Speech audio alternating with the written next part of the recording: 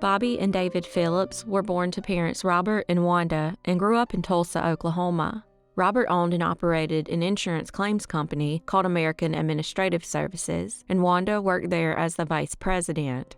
In 1990, Bobby graduated from Oklahoma Christian University of Science and Arts with a degree in advertising, design, and broadcasting. After college, Bobby got a job at his parents' insurance company.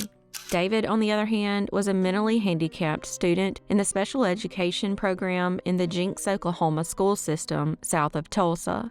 By December of 1992, 26-year-old Bobby and his brother, 19-year-old David, were still living with their parents in Tulsa. Unfortunately, as they were getting ready for the upcoming holiday season, a horrible tragedy would occur. On December 7th, Robert and Wanda left the house to go do some Christmas shopping. Sadly, they had no idea of the horrific scene they would later come home to. When they arrived back at the house around 9 that night, they shockingly found Bobby dead in a small bathroom inside the garage. He had unfortunately been beaten to death. They had no idea where David was and quickly called 911. David's body was found after officers arrived and searched the home. Unlike Bobby, he was shot to death. Investigators believe that Bobby was attacked as soon as he walked into the home, most likely an hour before his parents found him. The suspects then moved his body to the bathroom in the garage. As for the murder weapon, they believe the suspects used the blunt end of an axe. That axe has never been found. There were also no signs of forced entry. Since Bobby had most likely left the house, they believe that David was murdered first, and then the suspects grabbed a soda and began watching TV while waiting for the others to arrive home. Investigators strangely found 4 candles lit in the front living room window, noticed a strong smell of natural gas, and found the stove burner on. Their belief was that the suspects were trying to set the house on fire. After the murders, they cleaned up the crime scene and then stole one of their vehicles from the garage. It was later found in the parking lot at the Memorial High School, but no useful evidence was found inside. Neighbors reported seeing a red Mitsubishi in the driveway around the time of the murders, so it's likely one suspect fled in the red car while the other fled in one of the cars stolen from the Phillips home. Investigators immediately began to suspect that someone in the Phillips family had wronged someone, but 6 years later they had a new theory that the murders were actually a case of mistaken identity. Over a year before the murders, on May 8, 1991, Coy and Tanya Wilkerson were murdered inside their home. Tanya's parents were Jill and Jim Phillips, and they owned a freight forwarding company called Tulsa Expediting, where Tanya and Coy also worked. A man by the name of Jackie Leland Wright was ultimately convicted of the crime. He also had an accomplice, a former employee of Tulsa Expediting by the name of Malon Bastian. Bastian was fired in January of 1990 and tried to file for unemployment, but the company opposed the claim. He then told his wife that he would get revenge on Tanya and her family. Bastian was never charged because he took his own life during a police standoff in May of 1991, the same month the murders occurred. Wright, on the other hand, wasn't arrested and charged until 1997. Authorities believe that during that time, Wright saw the walls crashing down around him due to Jim and Jill's relentless pursuit of justice for their daughter's murder, and he figured the only way to stop it was to kill them. However, he ended up at Robert and Wanda's home instead. It's possible the confusion was a result of Jim's first wife also being named Wanda. They also believe Wright had help, but another suspect has never been identified. There are also similarities between the murders. In both cases, the suspects tried to set the house on fire and were seen in a red car. If they hadn't waited 6 years to arrest and charge him, Bobby and David would most likely still be alive. Unfortunately, investigators don't have the evidence to charge Wright for the murders, and as of July 2024, this case remains unsolved.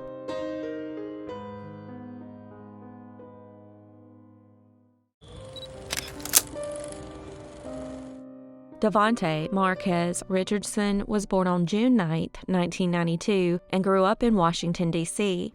When he was 13 years old, his mother, Alicia Harvey, sent him to live with his father in Missouri in order to give him some much-needed structure and discipline.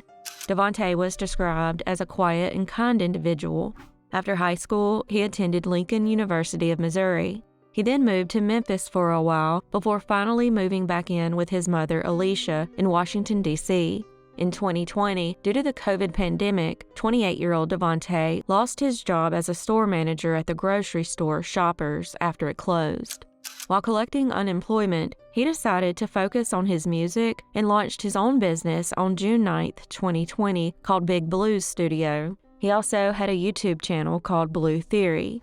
A little over a month later, he would embark on a journey across the country for reasons that would confuse even the most seasoned detective. Sometime between July 17th and July 22nd, Davante released a series of beats that he created on the website beatstars.com. On July 23, 2020, at 11 p.m., he suddenly left D.C. in his blue 2016 Jeep Compass, heading for Wyoming, a trip that would take him around 30 hours. I'm sure you're already asking yourself why a musician from D.C. would be going to Wyoming.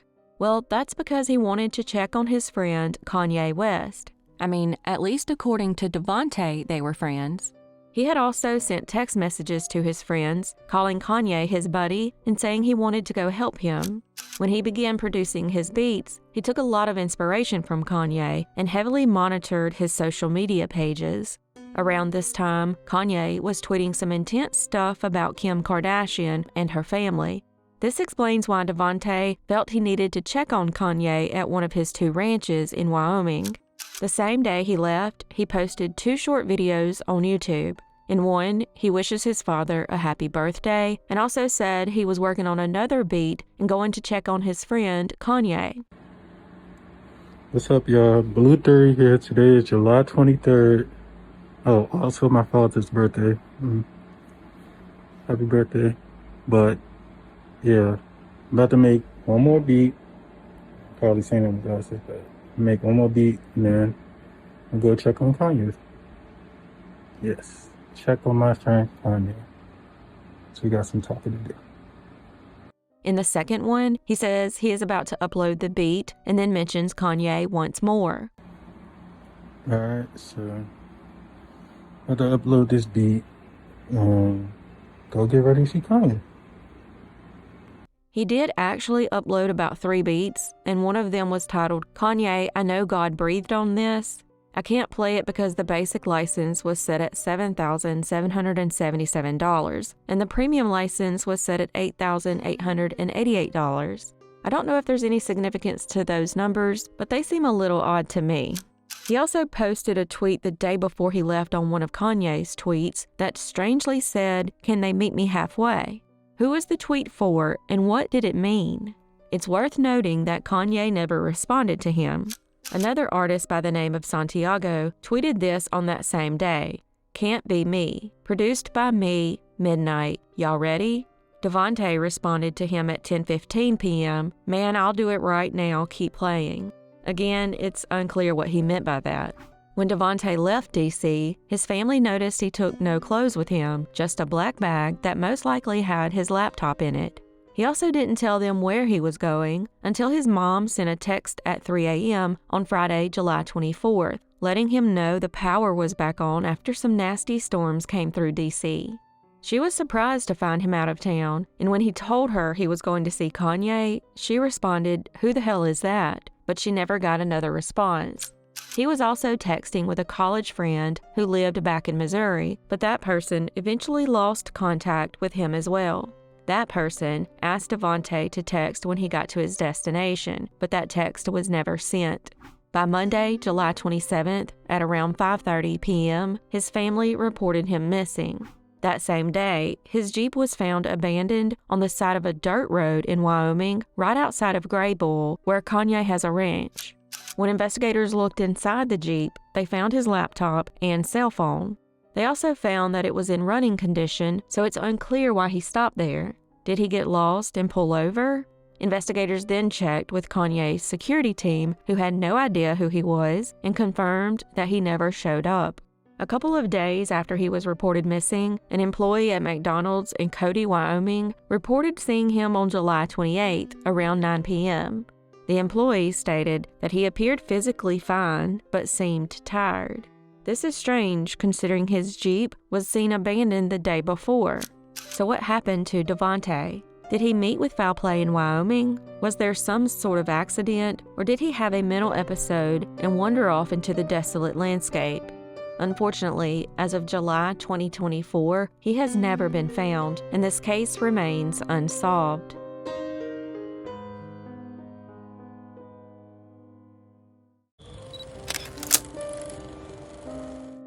Philip Ennis Fraser was born in Anchorage, Alaska, on January 3, 1965, to Robert and Shirley Fraser, well-known physicians in the area. Philip loved to play his violin and spend time outdoors. After high school, he enrolled at his father's alma mater, Western Maryland College, over 4,000 miles away. However, it wasn't long before his love of the outdoors made him homesick, and so he moved back to Alaska. He then enrolled in the pre-med program at Evergreen State College in Olympia, Washington. On June 14, 1988, 23-year-old Philip began the 2,300-mile drive from Alaska to Washington in his beat-up Volkswagen Jetta, along with 2 firearms, unaware of the horrifying nightmare that awaited him.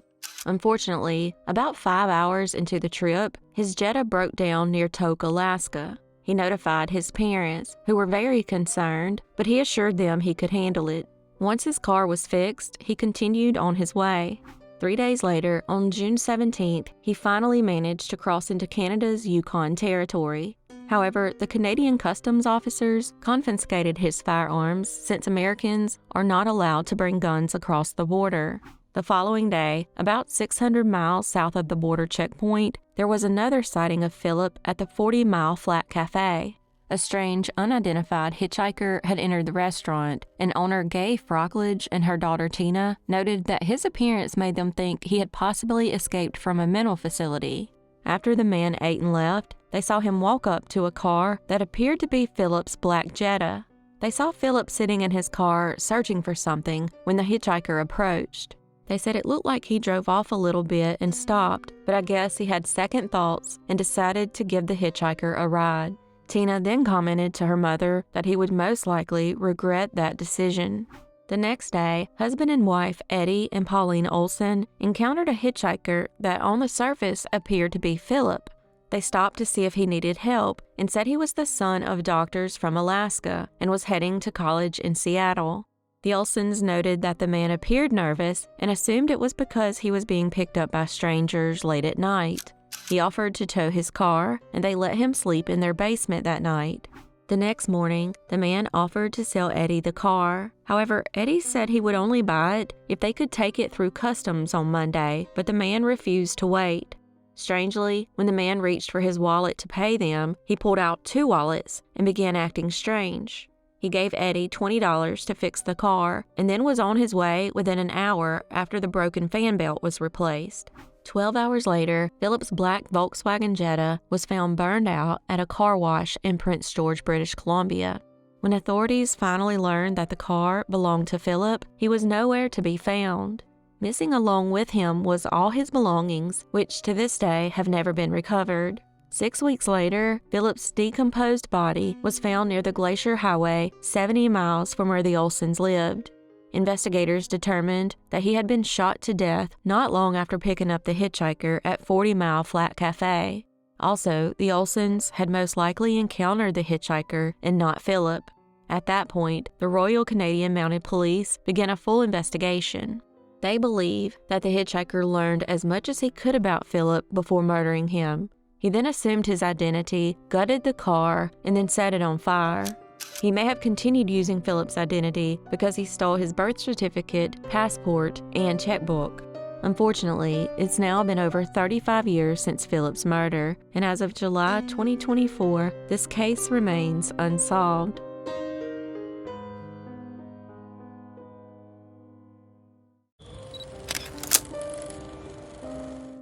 Preston Chase Peeks was born on July 13, 1990, and unfortunately grew up in a home with parents who were addicted to drugs.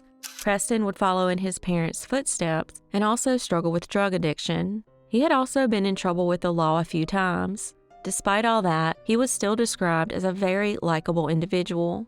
By 2021, 30-year-old Preston was the father of 2 living in Reform, Alabama.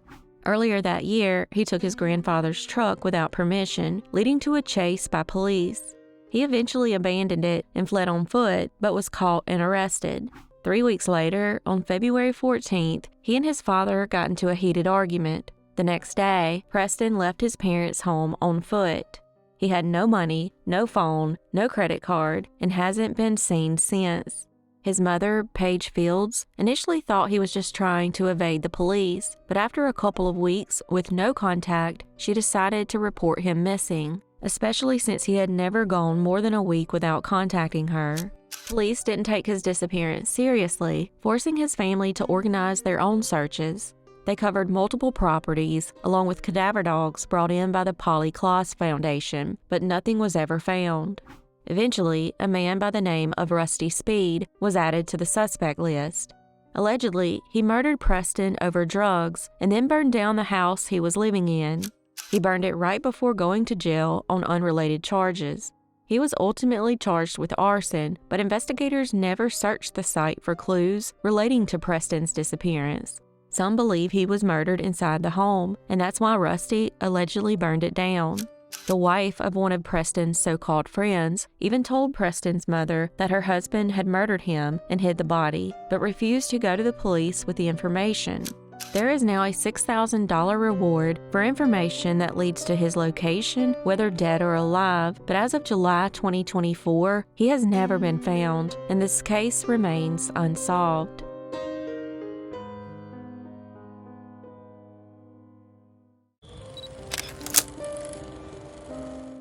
On June 20th, 1987, hikers discovered skeletal remains 13 miles north of the US 50 and Phantom Canyon Road intersection in Fremont County, Colorado. The remains belonged to a female who had been buried under a pile of rocks. A short piece of rope that was tied into a loop with a square knot was also located with the remains. Investigators believe it was used to bind her hands. Because there was still tissue on the skeletal remains, they estimated she had been dead between 7 to 12 months. The coroner was then able to rehydrate her hand tissue and discovered a rose tattoo that had a stem and 2 leaves on it. They also determined she had been stabbed to death and ruled it a homicide. She was fully clothed and had 6 rings on both hands, including a mother's ring, an emerald diamond ring, a cameo ring, and a beaded necklace. There was also a safety pin with a key and a lapel pin with Lake Arrowhead, California, lip balm, cigarettes, and matches. Her age was estimated to be somewhere between 25 and 35 years old. Unfortunately, they were unable to determine her identity, and she became known as the Fremont County Jane Doe. In December of 1988, using a clay reconstruction of her face, they thought she might be Monica Hibbs, a woman who went missing from Sunnyvale, California.